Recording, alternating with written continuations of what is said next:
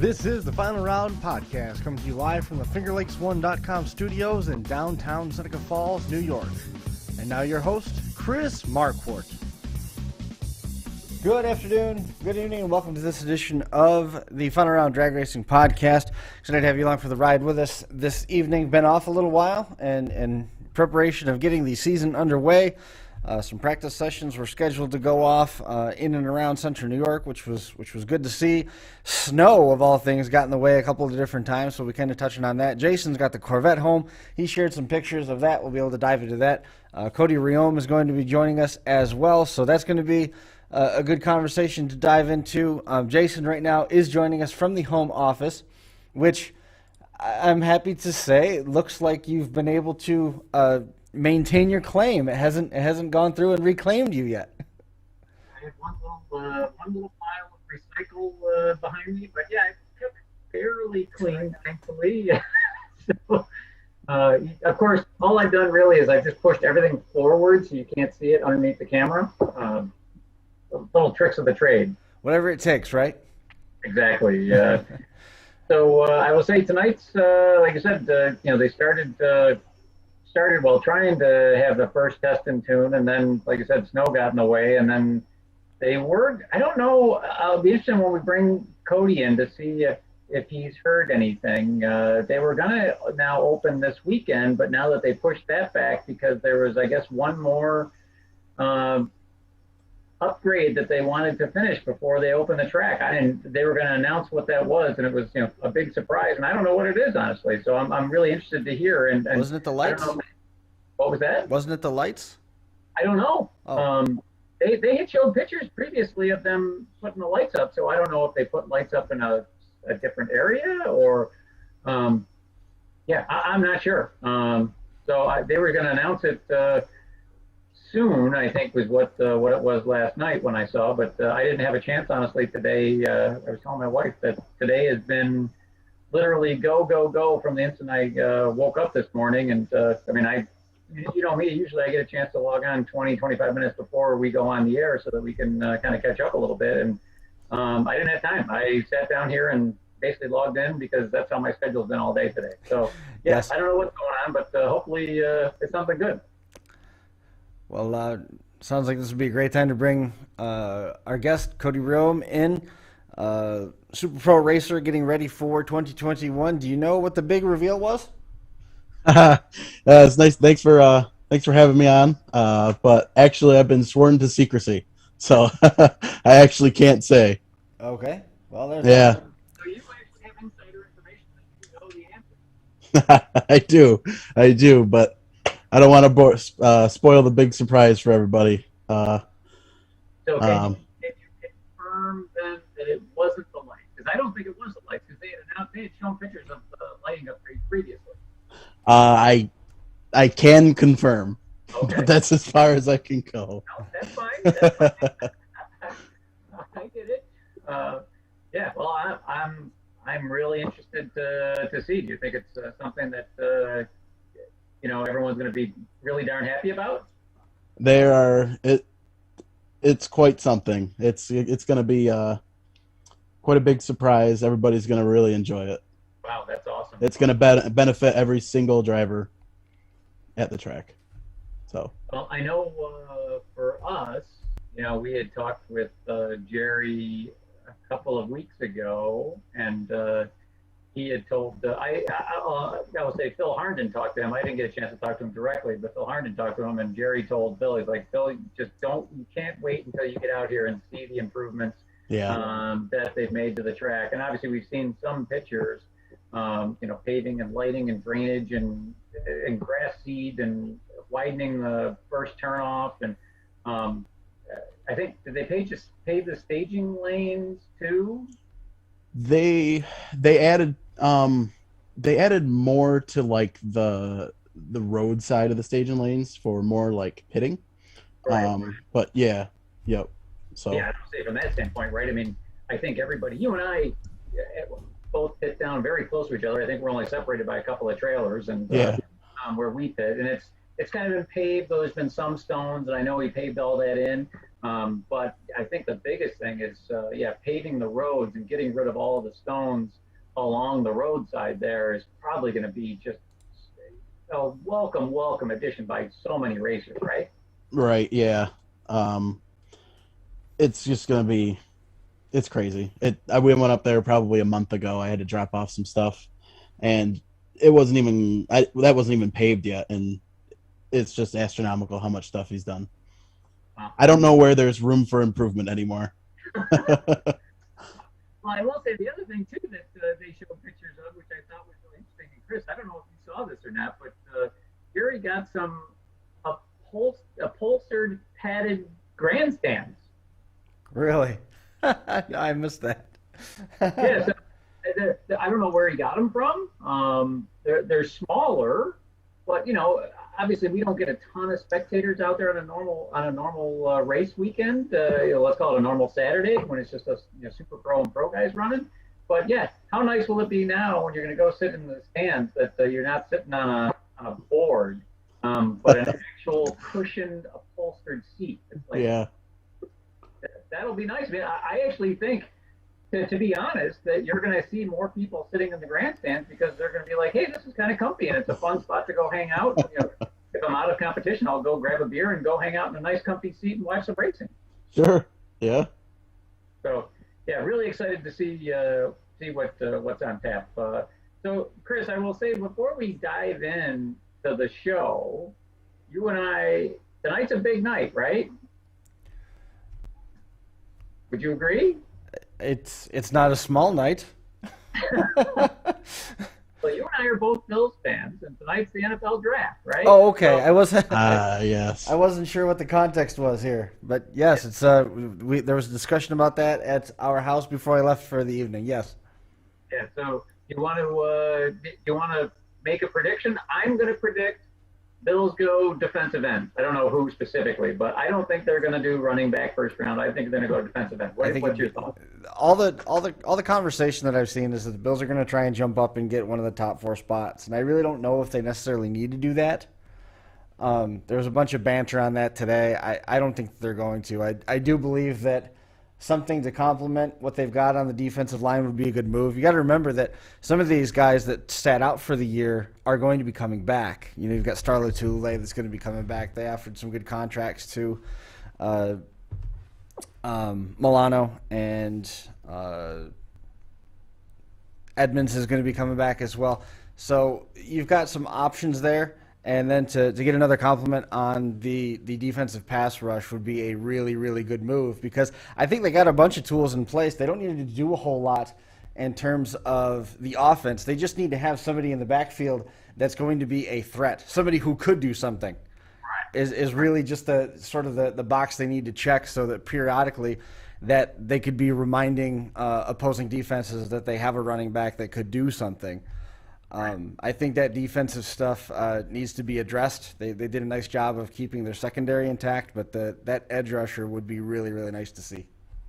No, I agree, and I will say that I think the Bills need someone to put the fear of God in opponents. So the Bills are kind of like me, I think, from a defensive line standpoint, of me out at the racetrack, because I don't put the fear of God in anybody, and that's what the Bills need. Whether or not that person actually really contributes and makes a big impact on game day, I think they need someone like that. So, Cody, you can obviously see that we are very strict about the subject matter here. Strictly drag racing. Are you a Bills fan as well? Well, I'm just a football fan, really, but I don't know enough to really dive into it. I enjoy listening to it and watching it, but I don't know all about it like you guys do, for sure. Well, Cody, it was nice having you on the show. Yeah, I was gonna say, it's like, I'm no expert by any means. Typical, Sunday morning quarterback, if you will. So, I was just curious if you were a big football fan, Bills fan, and see what your prediction was. But we'll leave it at you're a football fan, and afterwards we'll see how well Chris and I did predicting what the Bills did. But let's get back to you, I guess. So, you and I have talked, I don't know, over the last 5 or 6 weeks about having you come on the show, and hopefully you didn't take this the wrong way. And I had said that you're one of the let's call it newer racers out at the track as far as I'm concerned, because you were a guy that competed at Skyview that once Skyview closed came up to Empire, right?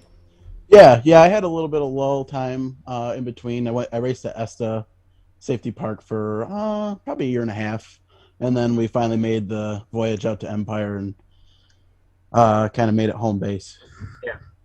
Yeah. And now you had got your start in the juniors, is that right? Yeah. Yep. And did you start at Skyview with the juniors, or was that at ESTA with the juniors that you started? No, I started right at Skyview. I started at 2006, I believe. Yeah, I was 9, so been racing quite a while. Oh, okay, so yeah, you were pretty young. Yeah, yep. I do all my best thinking. I probably mentioned this on the show in the past, and it's probably kind of weird, but I do all my best thinking when I'm in the shower in the morning. I guess I got nothing else to do. I was thinking this morning, I'm like, you and I had talked a little bit again about, how you got started. But how did you even get started in the juniors? Was your family into drag racing prior to you getting started? Mostly my father. He tells me all the time. One day, coming home from the Thousand Islands with his parents, his dad, I believe, my grandfather, asked him, "You want to stop at ESTA on the way home?" He said, "Sure." And he said, when he got there, he looked around and he said, "This is awesome." I don't know how old he was. He was probably maybe 10 or 12, I think, if I can remember right. And it's been an ugly addiction from there. So your dad was really young the first time he went to. Yeah. And him and his parents went just as a spectator. Yep. Yeah, they had my grandfather knew Dana Christie, I believe, is what my dad said, he's an old racer he's since passed now, but from, I think, Utica Rome and ESTA and Spencer Speedway and Apple Valley and all that stuff. So Utica Rome. Yeah, that's going back a few years. Yeah. Where's your family originally from? We're right from Portland, New York. Okay. It's about an hour south of Syracuse, hour north of Binghamton. Yeah, where you still live now, right? Yeah, correct. Yep. Okay, all right. I didn't know if he was going to would Utica. How far is the Utica Rome area from you guys? I mean, it's got to be. Is it an hour basically? Probably an hour and 20, if I had to guess. And how long does it take you to get to Empire every weekend? 2.5. Oh, okay. Yeah. Yep. More than I thought then. So yeah, Utica Rome then would have definitely been a close drag, probably the closest drag strip at the time for your dad to go watch them. Yeah, well, I don't know. I can't remember if he ever said he went there or not, but he went to ESTA quite a bit, which is like 45 minutes away from us. Okay. So, but he spent a lot of time there when he was, well, younger and my age racing. I think he started racing it in his 20s, I think. But yeah, now, how did your dad start off? Was he just a hot rodder type of guy, and then got? He was just when he started, it was like with a street car with a Monte Carlo. He started off in street class. Him and Joe Vasuccio hung out quite a bit, and he's the one that pretty much taught him how to race, and he's blossomed from there. So I'm trying to go back and see where the times overlap here for Utica Rome. Did he get the chance to race when there was a drag strip still at Fulton Speedway? Probably not. No, I think he started in 90. Okay. Yeah, so I think oh man, I don't even know. Like mid 90s, I think. One of the ways that we used to get into the track when I was working at Utica Rome, we had to come in the back gate, and they referred to it as, they would say the drag strip, and I wasn't really sure what it was that they were referring to until I got to know a little bit more about the track, and I knew that the drag strip was there, but I didn't know that that was the drag strip, and the way into the track was along the part of the old runoff area. It was kind of neat to know that that was there. Yeah, parts of it were still there. I didn't even. So now, how did your dad, I guess, progress from starting out in street? Did it take him a long time to build a purpose-built race car? Or? Yeah, it was a rough go of it. He said, well, I don't know how long it was, like the time, but I remember he said what he had a Monte Carlo was his first car, and the same street car that he had, and he built it himself from a street car all the way actually to a super pro car. But he said he used to use a boat gas tank for the fuel cell in the back. Him and his uncle made their own back wheels, so it was a pretty rough start back in the day. Yeah, it was all the stories he tells me about it's something. But he with his previous wife, he said he needed a set of slicks, and he sold their minivan, their only car, to buy a set of used slicks, and they had no car. So yeah, it's something. It sounds like the bug bit your dad pretty hard. Yeah, you could say that. I was gonna say, my uncle did that as well, or something similar. Where my uncle, now this is back in the '60s, my uncle wanted to go racing. He sold he pawned his furniture so he could go racing away someplace that weekend, and then ended up, in his words, I knew I was going to win, so he basically pawned his stuff, and then basically went and won the race that weekend, and then got his furniture back. Now, granted, his wife was not very happy that he made that gamble, but in the end, it did end up working out for him. Yeah, interesting. It's definitely it's an interesting story for sure. Now, I'm curious. Were you essentially like myself when you were young? Did you go out to the races with him every single weekend, or? Oh yeah, we were just talking about this the other day. I think I could probably count on one hand how many races I've missed. It's I was born in '97, and I think I went almost every weekend since then. So I was born in January, and we started in April, and here we are. Every weekend since then. That is a lot of weekends missed. Do you have that similar story as so many other young racers that you ended up going racing on graduation night, or you skipped prom to go to a race night or something like that as well? Well, I had to go to my prom, but yeah. Other than that was about it. So what? I know a minute ago we were just talking about the junior dragsters, but tell me a little bit about the actual process of getting into the car. It doesn't seem like there was a whole lot of necessary pushing. It's something that you wanted to do. Was it Dad's idea? Was that thing already sitting there waiting for you to get old enough to climb into the car? Did you have to shop around? What was the process to getting you into the car itself? Like, you mean like a junior or like a? Well, like a either one for that matter. I mean, there's so much that goes into racing, and there's so many different levels to it. And when you talk about being a second and third generation driver, the way that we've had so many different times on this show, there's always seems that there's something waiting that the kid didn't know about, but then there's other times where the kid needed a huge push to get into it and followed along. When you've only missed a single hand number of race weekends, obviously there was a drive and there was a desire there, but what did it take to get you actually into the car?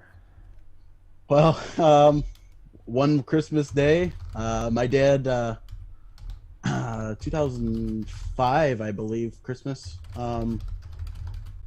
a few weeks prior, my dad said, "Don't go in the garage or I'll burn it down," because obviously he was hiding my car in there, and I pestered him to get me into a junior.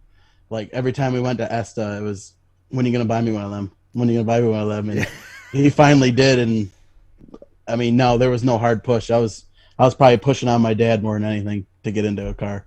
I gotcha. So once we went from there, was it? Did it wane at all? Once the car was there, you're out there running and having fun, and did the interest wane at all? And then also on top of that, did it become a sometimes we hear these stories about it. It doesn't necessarily become a magnet that draws a father and son closer together.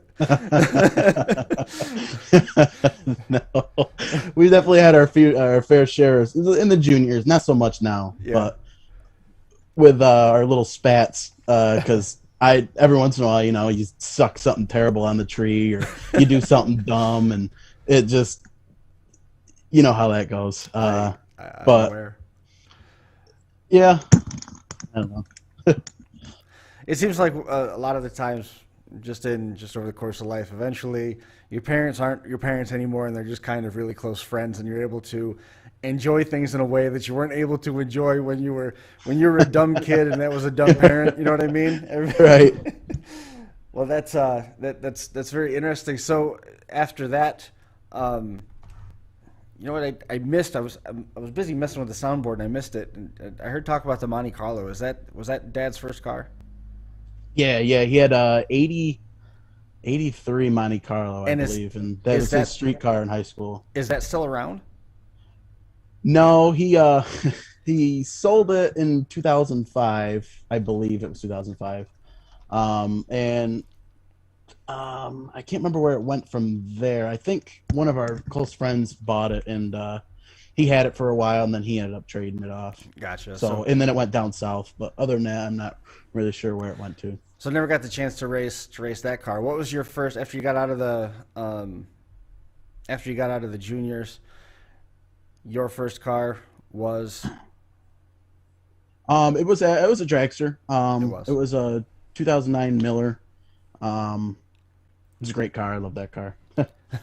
Yeah. So That's not the same car that you're running now. no, that was gosh, we sold that car a couple years ago, but yeah, um, it's quite a car to jump right into. Now, how did you? I guess overall, how did you get to? I guess I mean, you have two cars. Well, I guess. Do you and your dad still share driving duties? I mean, you have two cars. You have the dragster and the Corvette Roadster, which I love the Roadster, by the way. I'm obviously very partial to it. Do you guys share driving duties, or are you driving both? We share. He's got a dragster and the Corvette, and I just got my car. So we pretty much just stick to our own cars. Oh, okay. So I your mean, unless dad, we're double entering or something like that, but we both race the same time every weekend. oh, okay. So I guess from that standpoint, so is your dad running one in box and the other in no box, or is he running both in box? No. Uh, Last year we ran into a couple um unfortunate events with one of the dragsters that blew up, but he's we don't have a way to get all three there anymore. Okay. Before we got our third car, he sold our stacker, so Yeah. now we have really no way of getting them all there unless he buys like a overpriced junk trailer Sure. because Sure. they're terrible to find right now. But he's gonna try to stick to the dragster this year and give that a shot again all year and see what happens. Well, I have to say that, yeah, I saw you the one weekend. We happened to be there where you had the problems with the dragster, and I saw you pulling the motor out of the dragster while you were there. And I'm like, Yeah, man, these guys are hardcore that they're pulling the motor out at the track while they're still racing. yeah, that was quite a night, late one, that's for sure. So Yeah, we got some folks that are watching in the YouTube chat tonight, which is always fun. We've got some traffic there as well as some of the traffic that we've got going on Facebook as well. And Kathy, forgive me if I'm saying it wrong, Kathy Keekle says that Cody was able to rejoin the Skyview family that's almost all moved to Empire. What's the Skyview family that she's talking about? oh gosh, I'm gonna forget a few, and it's probably gonna make him mad. Oh, But there's Kathy and Don, Pete and Crystal Kerpier, us of course. Like I said, I'm gonna forget them. don't There's name just so many names. people Just up there. Yeah, there's a good amount of us that came up there and made it home because it's such a great place and great people and yeah, wouldn't want to have it any other way. Now, when you decided, I guess, well, let's not say decided. I mean, when Skyview closed, is the track still owned by the same ownership? Um, it's hard to say because no one really gets a straight answer out of it. It's for sale, and then it's not for sale, and then it's been bought, and then it's still under the same owner. So I'm not real sure there. Someone wants to do something with it, and it gets shot down, and just a whole bunch of that uncertainty there. So Now, is it the town that is shooting them down? no, I mean, from what I've heard, this is just hearsay and Sure. speculation, of course, but the owner was shooting down the offers, and he's taken one, and this and that. I mean, it's hard to say. I don't really know 100% on it to say accurately. Sure, sure. Yeah, that's fair enough. I guess overall, it's like, obviously, I know a lot about what's going on at Empire because I'm a regular competitor there, but I'm not obviously intimately involved with business discussions as far as what they're doing with their money and how other people are getting involved, right? So yeah, like I Sure. said, it's all just hearsay and speculation. But now, when Skyview closed, did all you guys kind of as a group make the decision that, hey, you know what, let's go to Empire instead of Esta? I mean, because for you and I think for Don and Kathy, I think they're down closer to the Binghamton area, right? So Esta would have been Yeah. closer for everybody, right? Yep. Actually, we pretty much all of us migrated. Well, a lot of us migrated to Esta for a couple of years, the 2016 and 15 season, I believe, and then I think it was the 2017 season that Donnie and Kathy and Pete and Crystal and a few others left, and their Scribanis. They left and went to Empire, and then we kind of followed suit. And yeah, so there was that little amount of time that we all were at Esta, but Right, right. So now, how long have you been racing at Empire regularly? It's been at least um, 2 years. yeah, since the 2018 season, I believe, is like regularly. Okay. Because I will say, yeah, that was when I kind of noticed it's like, hey, new guy here, and Yeah, he's parked three pit spots down from me or whatever it is, and yeah, it definitely seemed like, well, like I said, to me, you guys kind of came out of nowhere. It's like, hey, who are these guys, right? And yeah, uh, I just assumed that you were probably yeah, an old Skyview racer that yeah, found a new home, yeah, and it sounds to me like you guys, I mean, well, from what I could see, you're probably out there a lot more than I am because we obviously only race with the Western York Super Rod Association, like once a month. But you guys are out there every weekend, I'm assuming, right? yeah, yep. A couple years ago, we weren't. We were traveling around quite a bit. But Oh, no usually, kidding. yeah, yeah, yep. So, So what were you doing when you were traveling? What were you doing then? Were you racing just big dollar bracket races, or were you going and racing at like NHRA or IHRA races? we were doing big money stuff. Oh, okay. Yep, yep. Had a And lot of fun. Did a lot of that. Didn't win a and whole lot, but got a lot of experience out of it.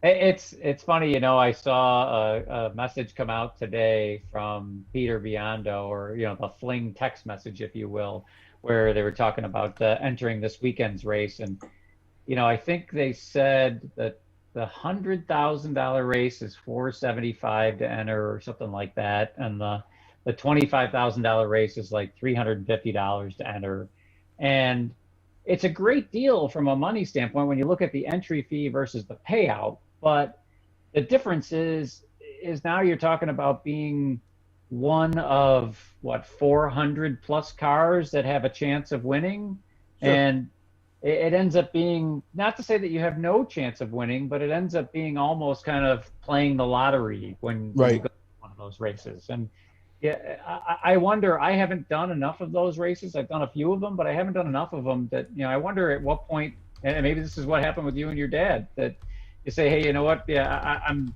done playing this game, and I just want to go race and have some fun at my local track.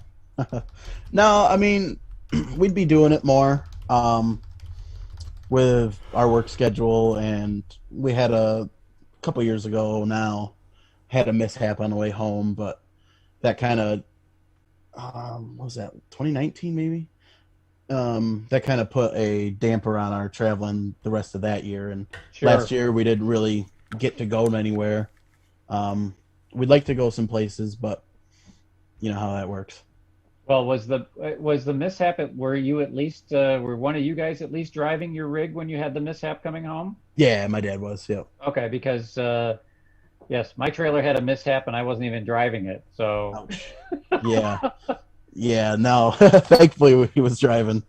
But I would say that's it's kind of a long running joke here on the show because yeah, everybody knows that my trailer is wrecked sitting in my driveway and yeah, I don't know what to do with it other than use it as a patio furniture storage, winter storage place, right? that's not good. But yeah, so don't ever loan your trailer to a friend. I'm going to give you that advice right now. Yeah, that's probably a solid piece of advice. Yes, yeah, don't ever do it. If they ever any of your friends ever come to you and they need a trailer, you tell them that's why God invented U-Haul. Right. So at this point, I mean, how have you done? You and your dad done out at Empire? I mean, obviously, you know the Keekles have done very well. I think Don's been Super Pro champion twice, overall track champion once, maybe. So I kind of feel like you Skyview guys have kind of come in and started kicking everyone's butts. Well, I mean, we've had a lot of success there. Last year or two, like last year, we were fighting a lot of car issues. And then the year before that, we just got the wrong side of the ticket. But other than that, we did very well there. Yeah, I got very fortunate.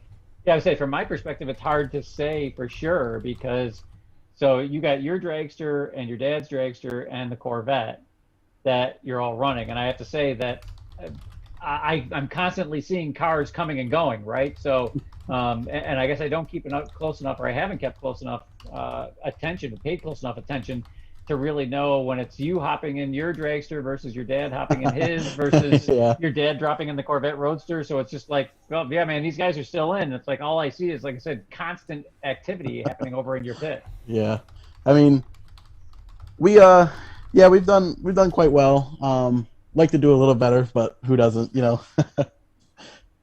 Yeah, yeah. I mean, obviously, everybody would like to do a little bit better for sure. Sure. But well, I guess I'm a little bit more than a little bit better. I'd like to do a lot better. So hopefully 2021 is that year for me. Now, in addition to the racing, you actually kind of support the racers as well in a couple of ways. And I find it interesting, and I'm not really sure how they might be related, or maybe they're completely unrelated. The first is you polish a lot of people's parts, right? Yeah. I mean, I do a lot of headers, a lot of stainless headers and stuff like that. Now, how did that come about? I don't know. I just honestly, I just really like to do it, and I was like, might as well make money while I'm doing it. So I got a little stand set up in my garage, and I just go to town. Really? Yeah.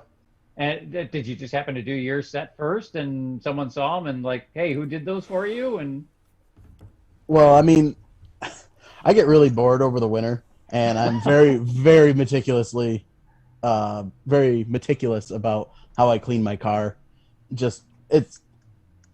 I'm very fortunate to drive it, and it's my dad's car, I guess. But so I just try to keep it clean, and so it doesn't look like it's beat up or nothing like that, and I just try to keep it in best shape as possible. Same with the other cars too, but yeah, I just do that, and I guess people notice and they want some stuff done, and it just kind of grew from there. well, I will say it shows because yeah, I mean, every time I've seen your guys' cars out there, they just look immaculate. And you know, I came from the school where with my dad, so my Corvette, it was basically we didn't go to the racetrack that weekend unless the car was clean. If the car was not cleaned, we were not going to the racetrack. And So now I will say that I don't take as good a care of the car. My car is as when my dad was around. It was a little easier, obviously, when you have two guys taking, pitching in and helping to maintain a vehicle versus just one. But yeah, I mean, some people don't care. I will say that me personally, yeah, I notice those types of things, and yeah, you guys definitely have a very clean operation for sure. And so yeah, kudos to you guys for maintaining your vehicles to that extent. So I'm curious, what goes into polishing a set of stainless headers? I mean, it's not just getting a buffer wheel out and buffing them, is it?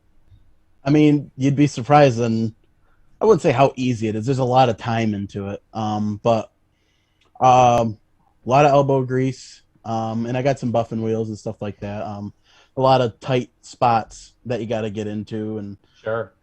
stuff like that. I mean, it's probably a lot easier than excuse me, most people think, but some people just don't want to take the time. And Well, like I said, it's the elbow grease part of it, right? I mean, that's one reason why I just had a set of, when I needed a set of headers. Again, that's kind of been a long running joke here with regards to what we're doing too, is that I needed a set of headers for the Corvette, but when it came down to building a set of mild steel headers and having them coated, I wasn't going to paint them, but having them coated versus a set of stainless headers, I want as minimal maintenance as possible. And could I polish them? Or yeah, I'm sure I probably could, but I don't want to. yeah, Yeah, and I have to say, I've talked to probably I don't know 3-4 people who have known that I've had a set of stainless headers, and they're like, oh, if you want, you could have Cody do them. So I mean, everybody I talk to has your name is the one that has come up with regards to polishing stainless headers. well, hey, I guess that's good.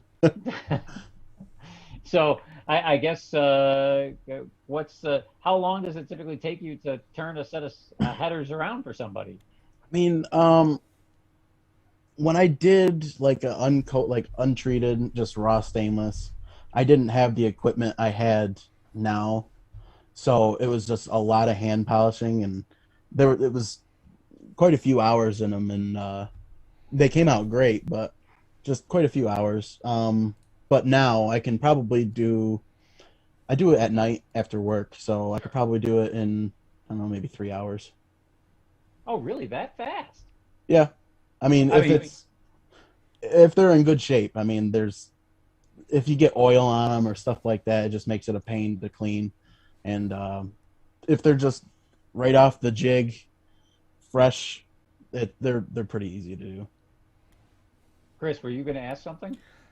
Uh, a little bit. I was juggling a bunch of different things on this end, and when you were talking about the polishing and versus just running the stainless and the maintenance and stuff like that, is there a lot of extra maintenance when you look at the different levels of when you're looking at the headers? I just kind of thought that stainless is stainless.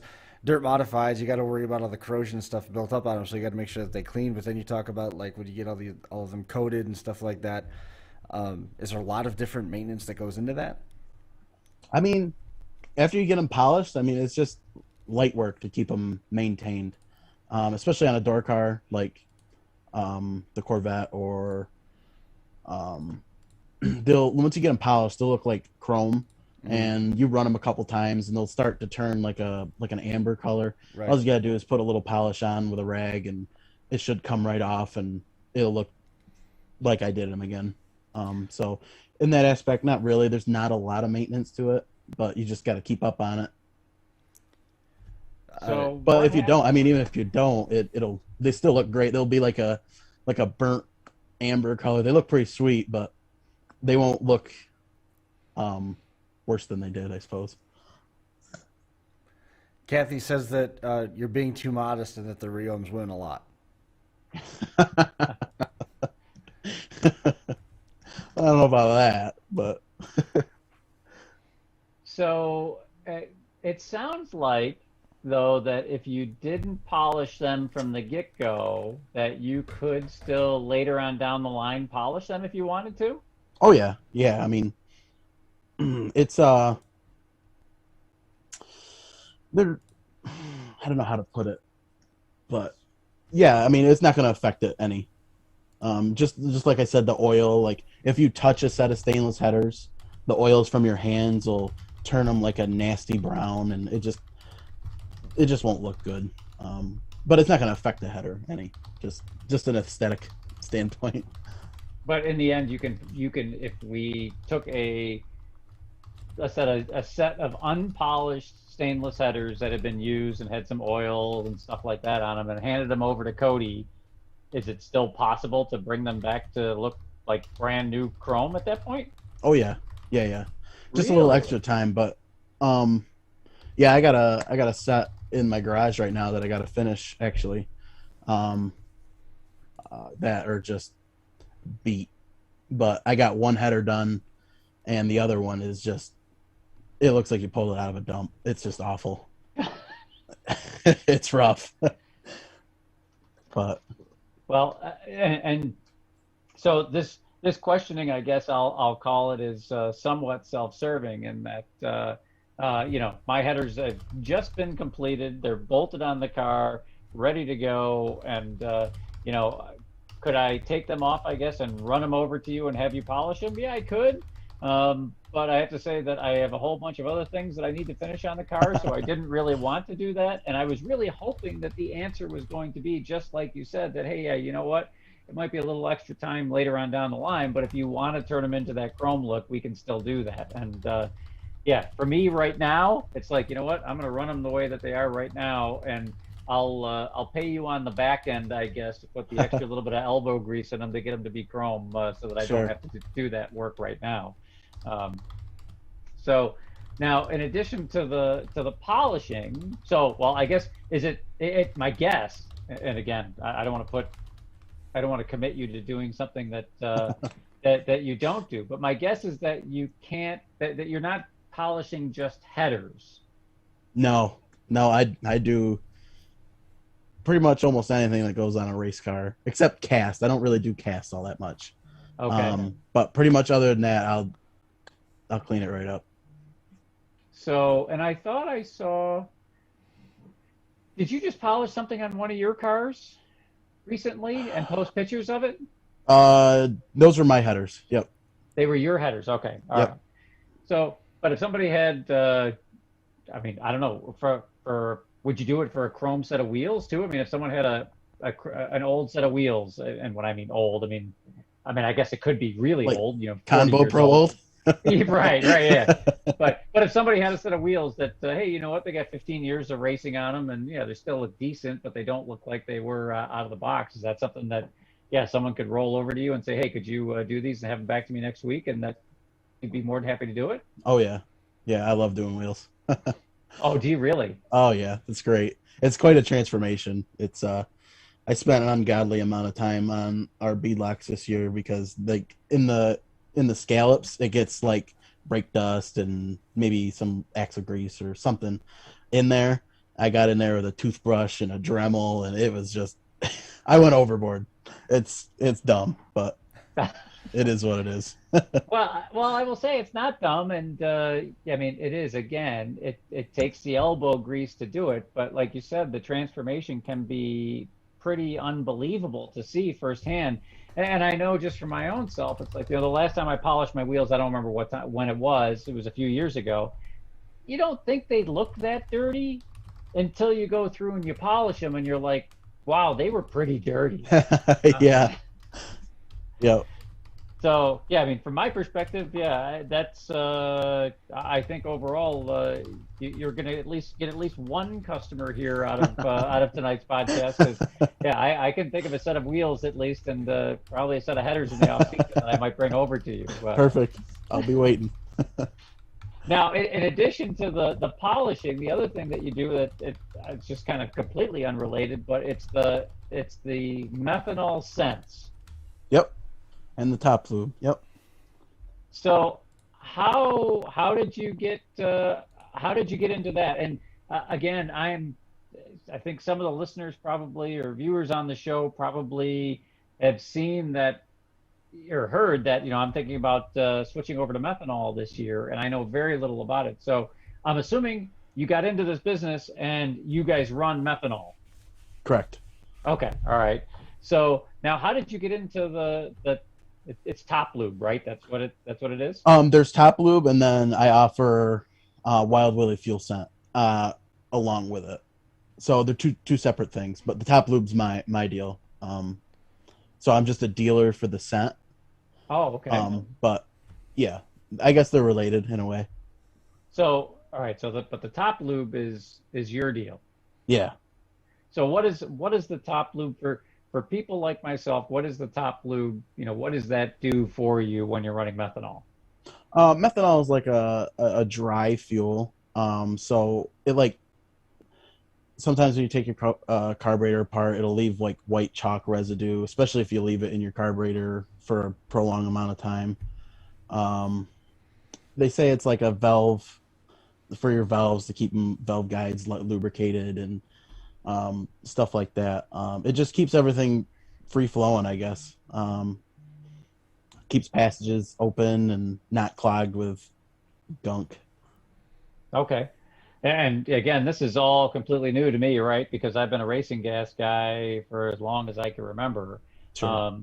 So when you're adding the top lube and it's is it just a scent? Is that all it is? Yep. Yep. So when you're adding the top lube and the scent, is it like I'll call it 1 pint per 55-gallon drum of methanol? Is that how you add it? I offer 8-ounce bottles and that'll treat 55 gallons of alcohol. And then like the scent is 4-ounce bottle and that'll also treat 55 gallons of alcohol. Oh, okay. So I guess I'm curious to know now that I'm looking at switching over to methanol. It's like, well, you probably ran methanol with the junior, right? Yep. So is that how you guys got started with methanol? Yeah.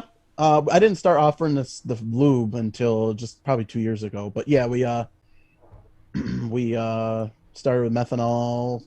I think my dad probably started with it before then, but yeah, so a long time ago. Now you're, I guess, all in on methanol. So what are your feelings with regards to methanol versus racing gas? I mean, I remember like a long time ago, for some reason, like I'm talking probably when I was 8 or 9, like I always had this like stigma in my head that racing gas is no good and alcohol's where it's at, but I mean they're both good. I know people with racing gas on their cars that are just consistent, or if not more consistent than I am. I mean, and my car is deadly, but I mean it's all in your fuel system. I mean, you got to have a good pump and you got to have a good carburetor and all that jazz. So that they're pretty comparable. I know like back in the day, like the heat swings and stuff like that made quite a difference in gas, I believe. I mean, I'm not 100%. I've never ran gas, so I don't have any like Data points to compare it to. Sure, yeah. Yep, But yep. I mean, with my car, it stays pretty much the same day to night, cold to warm. I mean, obviously it'll run faster in the cold, but it stays pretty consistent usually day to night. So I mean, from my perspective, I mean, one of the big advantages of the methanol, it's like it keeps the car cooler. So if you get down into the later rounds, which I never do, so I'm not sure really why I'm concerned about this, but if you get down to the later rounds and you're starting hot lapping, obviously you don't have an issue of trying to get heat out of the engine to be able to make the next round, right? no, not at all. I mean, I've done it before. I can make my run, park it, put fuel in it, fire it right back up, and go right back up for my next run. I mean, there's no issue with that. Wow, that's pretty incredible. And I will say Yeah. one thing I would like to do, and it's like a lot of guys obviously like to double enter at Empire, and yeah, I mean, if I thought that I could and wasn't going to kill myself trying to cool the car down and be able to go back up again, I would certainly be interested in double entering and running Super Rod and Super Pro at the same time, or when Sure. Hot Rod's there, running TNT and Super Pro at the same time. But yeah, right now it's like I don't want to feel like I'm running around like a chicken with my head cut off trying to get everything done and do that. But not having to worry about cooling the car down is a big part of that for sure. Yeah. You really shouldn't have much of an issue, I wouldn't think. Usually it stays pretty good. So Now, I what can- about Now, what about in the early rounds? When it gets to the early rounds, do you have an issue of putting heat in the car to keep it at the consistent temperature? Um, Not really. We have a lean out valve in our car, so you just pull it and it leans the motor out and it brings the RPMs up and it allows more air into the system and after Oh, the that's interesting. carburetor. After the carburetor, so it raises the RPMs and it gets the car warm quicker. Works really well. I mean, we don't have no issue warming our car up either. So, That's kind of interesting. You don't have a throttle stop on your car, do you? um, no, but we have provisions for it. I'm just wondering. It's like, could you lean the car out by? It would probably want to stall, right? I'm wondering, could you lean the car out by just activating the throttle stop and having the butterflies close underneath the carb? I mean, I suppose you could, but I wouldn't recommend it. But yeah, you could, I suppose. Yeah, if it's basically doing the same thing, I guess, in a way. I never thought about the lean out valve. I mean, so Yeah. if you don't have that, how hard is it to get heat into the engine if you don't use the lean out valve? Sometimes it can be a pain, especially on a cool day. Um, yeah, I mean, another thing I would not recommend with an alcohol car is no lean out valve. Oh, really? Yeah, Okay. it's a lifesaver, I would say otherwise, are you basically just trying to like idle your car constantly, trying to keep heat in it? basically. Yeah. Okay. Well, that's interesting. Yeah, I would say this is all a learning experience for me. I know nothing about it. I think there are some definitive advantages to methanol, and I know I've talked to a couple of guys that run it, and they swear by it, and would never go back to racing gasoline. Obviously one of the huge advantages. I know you burn more of it. You burn twice as much probably methanol as you do racing gasoline, but even still, at twice as much, you're talking about still probably half the cost of racing gasoline, and it makes more power, right? Yeah, it depends on the application, but yeah, it does. I mean, with some cylinder heads, will make more power with gas and yada yada yada, all that stuff. But in most cases, yeah, it would make more power. Oh, so some cylinder head situations might actually make more power in gasoline. Yep. Actually, Really? I only know that because actually my car would make more power on gasoline with the cylinder head I have on it. Oh, no kidding. Yep. But we've always ran alcohol, so that's what we got on it. Now, I guess what cylinder heads? I'm assuming you're running a big block. Yep. All your cars are big blocks, I'm assuming. Yeah. Okay. Yeah, I mean, I just assume. But so, what about your dad's car? Different cylinder heads, I'm assuming. Yeah. Yep. Now, does his car make more power on methanol than gasoline? Oh God, I would say so. Probably. I mean, So what's the difference then in the cylinder heads that one would make more power versus the other? that I'm not sure of. I'm not 100% on that. But that's what the guy from APD, I believe, Oh, told my okay. dad years ago when he built the motor. So Okay. I'm not 100% on that. All right. I was curious if and again, this is not my area of expertise. That's why I take my engines to Jansen all the time to have them do all this stuff. But yeah, it's like I was wondering if it's is it the size of the combustion chamber? Is it the flow of the head? Is it the shape of the exhaust port? Or what might it be? But well, that's interesting. Well, hopefully, I was hoping for a power gain.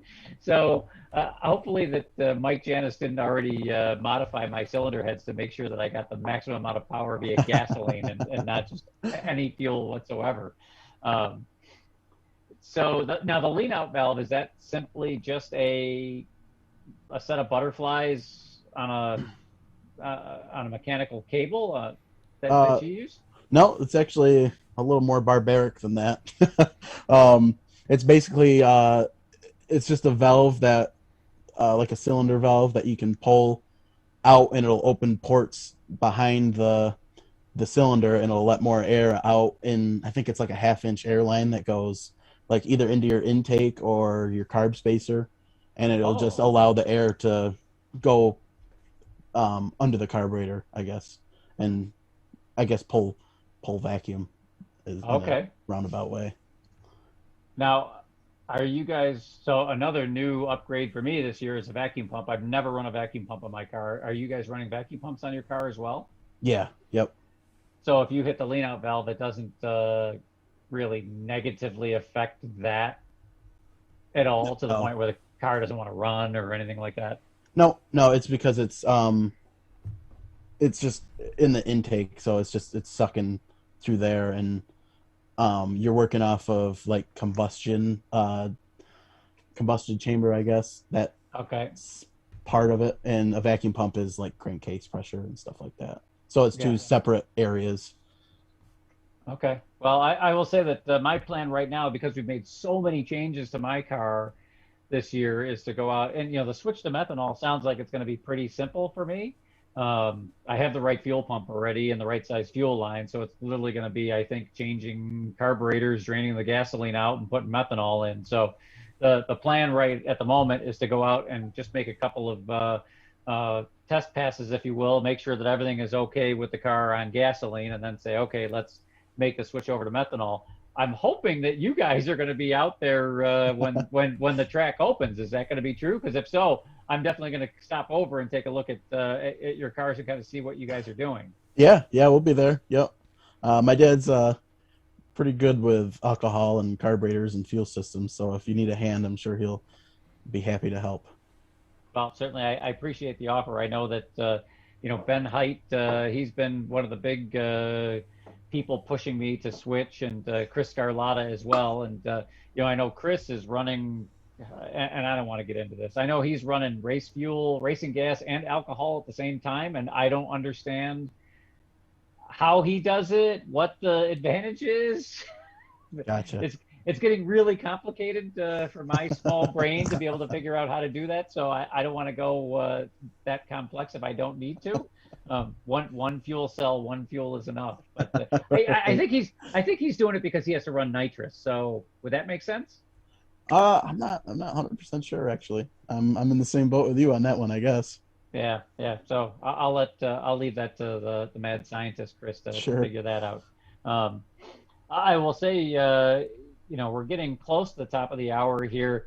Chris had a question for you that he posed to me on chat, I don't know, 10 minutes ago. And as is typical, when we get talking, I do most of the talking because I just like to talk, I guess. But I want to let Chris ask his question that he has rather than me asking it for him. Sure. Were you talking about the one where I messaged you if you were going to stop to take a breath? Yes, exactly. Yes, that one. Last year being year two was kind of a lost year, right? I mean, with all the delays and the changes and everything that came along with COVID, you find some success. It's still hard to gauge if last year what defined a success, and in turn, once you define that, how does that set your bar for this year? I mean, last year, to be honest with you, success was just getting to the racetrack with all Understood. the complications and all that. I mean, my outlook never changed. I mean, I'm just gonna go there and do what I do and hope for the best. Well, I mean, it's a pretty good way to approach it. I mean, if you just kind of take it as it comes and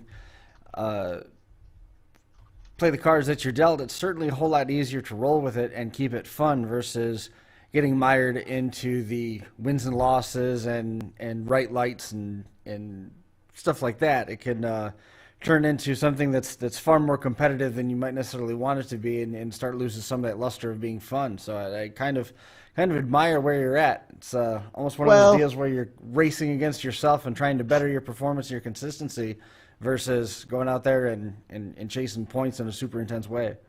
Oh well, I'm very competitive, so I guess that was, like Kathy said, a modest way of looking at it. I guess I'm very competitive. I guess I don't know where I was going with that, but yeah, I mean, I look for I like going racing. Don't get me wrong, but I love to win. It's Sure. just that's what gives me the edge. I just love to do it. Yeah, it's probably an unhealthy habit to have in drag racing when you're supposed to be out there just having Having fun. and Right. I mean, but I am having fun, and it may not look like that to other people, but that's just the way that I look at it. It's just very competitive, and I It's just a love whole to lot do it. easier to have fun in drag racing if you're the last car to light a light. Exactly. Yeah, that is true. I will say my wife has asked me a couple of times, if you don't enjoy it, why are you doing it? And it's like I do enjoy it, but it can be a very aggravating sport at times, right? I mean, Yeah. there are some times where nothing goes right. There are times when you do everything right and still lose, and yeah, it can be aggravating. And yeah, unfortunately, I guess I wear my emotions on the sleeve, and yeah, I'm out there trying to have fun. But like Chris said, it's definitely more fun when you're winning for sure. And so yeah, I get it. I'm not trying to be. I'm not trying to. Obviously, I have my friends out there, and I'm not going to win at all costs type of thing. I want to win fair and square and have fun while I'm out there. But yeah, at the end of the day, when you and I stage up against each other, right? I'm gonna try and cut a 000 light against you and run dead on the number if I can. Right. And if I've made a mistake, that's the thing that I hate is when well, at the end of the day, I always screw up one way or the other. It's whether or not I tuned the car wrong or dialed it wrong or read the track wrong or who knows what. It's always our fault at the end of the day. But when I do something when I'm going down the track from a driving standpoint, that's the stuff that beats me up the most. That Yeah. I just can't stand. Yeah, I agree. So Yeah, it's just you just you make so many laps. I don't know how many laps I made down the track now, but I mean, when you mess up and do something stupid that you know you shouldn't have done, is just what kills me. Like I know better. I've made enough trips down a racetrack to know what's right and wrong. It's just that you always just have that brain fart moment and you do something dumb and it just costs you the whole run. been there. Well, Cody, we're getting here a little bit short on time. We appreciate you coming on the show. I'm looking forward to doing this again. Before we let you go, is there anybody that you want to make quick mention of that helps keep the team going?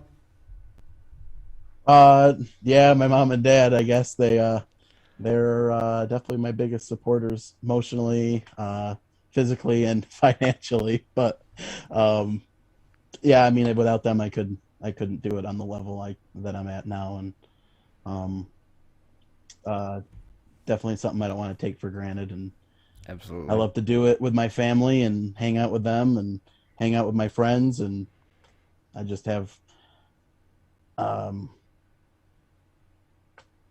uh, yeah. I mean, it's just been great. So We certainly wish you the best of luck this season. Hopefully, everything continues to be fun and profitable.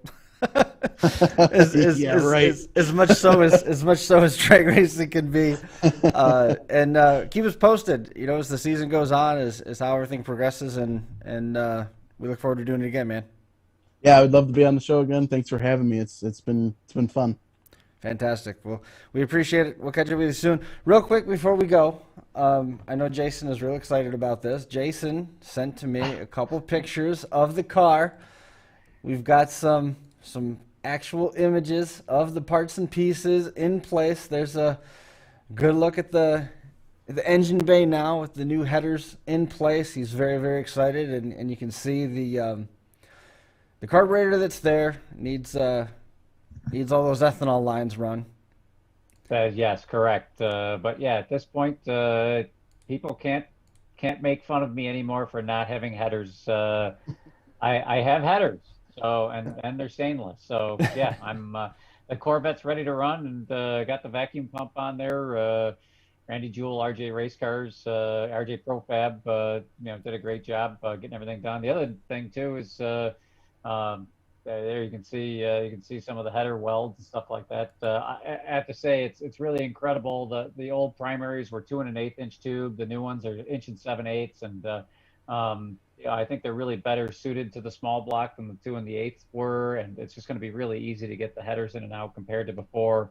Um, I'll say the other thing that I'm really excited about is the fact that I got new windows on the car. Right. And it's amazing how clear they are compared to my old. Billy Lieber and I referred to them as spooky windows because they were spider web from all the scratches and stuff in them. So I don't have spooky windows in the car anymore. And Randy did. I say he did. Him and Ben actually, they did a really great job. The rear windows, they actually tried to buy preformed windows for the back of my car, but I don't think they were built. They were made specifically for a stock body 63. I think they were made for an aftermarket body. Randy said they didn't fit like anything, so they had to hand form those windows for the back. And you can kind of tell there. He put the tinted windows in the back. Knowing that I'm a bracket racer and I need to be able to see out the other windows, he left all the other windows clear, but put the tinted in the back. And I'm really happy to be able to see through them and have all my stainless trim back on the car as well, right. So that I don't have to be embarrassed that all that stuff isn't out there. So yeah, no more making fun of me other than my trailer. Otherwise, and my trailer and my lack of driving abilities. You guys could continue to make fun of me there, but otherwise, I think we're in hopefully good shape. Both the cars together there. Yeah, there's a nice picture. Phil, I will say, he's always very proud when I bring the Corvette over. He's like, hop in the back of the truck and take a picture of both cars. So yeah, that was a panoramic picture that I took of both cars in there. And last weekend, I would say, I was working on my car, getting it ready. He got the motor out of the Camaro, and that's back at Jansen being freshened. And then we took the transmissions out of both of them. Chris Carlotta is going to freshen both trannies in our cars, and converters are going back to Cone to have those freshened. And so yeah, hopefully a couple weeks here we'll have them all back together and ready to go. We hope to be out. We won't be out this weekend, obviously, I guess they're not going to open this weekend, right? They were scheduled to be open this weekend. So the week of the 8th, we probably won't make, but hopefully we'll be out the 15th, which will be the week or so before our first race that we're going to have out at Empire. So looking forward to it. Awesome. We sure do appreciate it, guys. Another good one in the books. We will be back again in a couple weeks. We'll do this again. Looking forward to seeing everybody there. Make sure you get out to the racetracks and enjoy some of the weather that's finally starting to turn and smile in our favors, rain notwithstanding. We'll see everybody again next time. See you then. This has been the Final Round Drag Racing Podcast, coming to you live from the FingerLakes1.com studios in downtown Seneca Falls, New York. We'll see you right back here again in 2 weeks. Thanks for watching.